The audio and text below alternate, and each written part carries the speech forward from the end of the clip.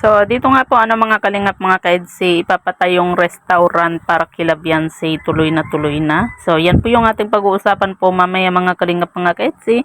Pero bago po natin ipagpatuloy ang video ito sa mga bago pa lang po sa ating munting channel, huwag po natin kalimutang suportahan ang ama ng Kalingap, Kuya Val Santos Matubang at Kalingap Rob. At paunawa, panoorin po muna ang full video bago mag-comment para malaman ang nilalaman nito. Pa-like at pindutin na rin po natin ang notification bell para updated po kayo lagi sa ating mga videos. So, yan po mga kalingap mga kaedsi. Grabe no, umaapaw po talaga sa blessing po itong si Beyonce. At yan nga po mga kalingap mga kaedsi. Tapos na nga po yung pabahay dito kila Beyonce. At kung napanood nga po ninyo yung vlog nga po ni Red Zane kung saan nagpadala nga po ng mga gamit si Sir Lito nga po na para nga po sa ipapatayong restaurant nga po kila Beyonce. Grabe po mga kalingap mga kaedsi kasi yung blessing po na natatanggap po nila Beyonce, grabe sobrang umaapaw.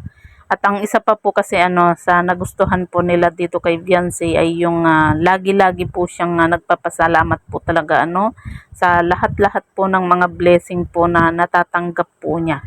At may tiwala po sila dito kay Beyonce. At ang isa pa po nilang nagustuhan po ay yung nakita po nila itong si Beyonce na never pong nagbago. Kung ano po yung nagustuhan po nila noong unang vlog po ni Kalingap Rob dito kay Beyonce, hanggang ngayon ganun pa rin po siya. Kaya nabanggit din po noon ni Sir Leo din nga po na sabi nga po niya noon, kung maalala po niya yung comment po niya dito kay Beyonce na kapag hindi po nagbago itong si Beyonce, tutulungan po niya sa ipapagawang bahay. At yan nga po mga kalingap mga kaedsi. Kaya marami po yung blessing po na dumarating po dito kay Beyonce, kahit na napakarami pong mga taong gustong masira po yung tambalang EDSI, kahit na lagi po siyang binabash. Pero kita nyo naman po, 'di ba?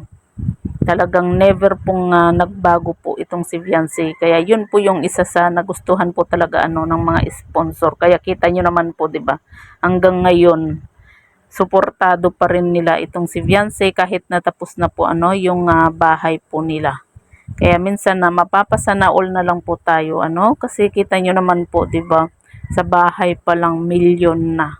Tapos ngayon naman po ay yung ipapatay yung restaurant po para dito kila Beyonce. Sunod-sunod nga po yung biyayang natatanggap po ngayon ni Beyonce nga po at ang isa po diyan ay yung trip to Hong Kong. Kaya napaka-blessed po ni Beyonce na itong si Kalingap Edo din po yung kanyang naging partner.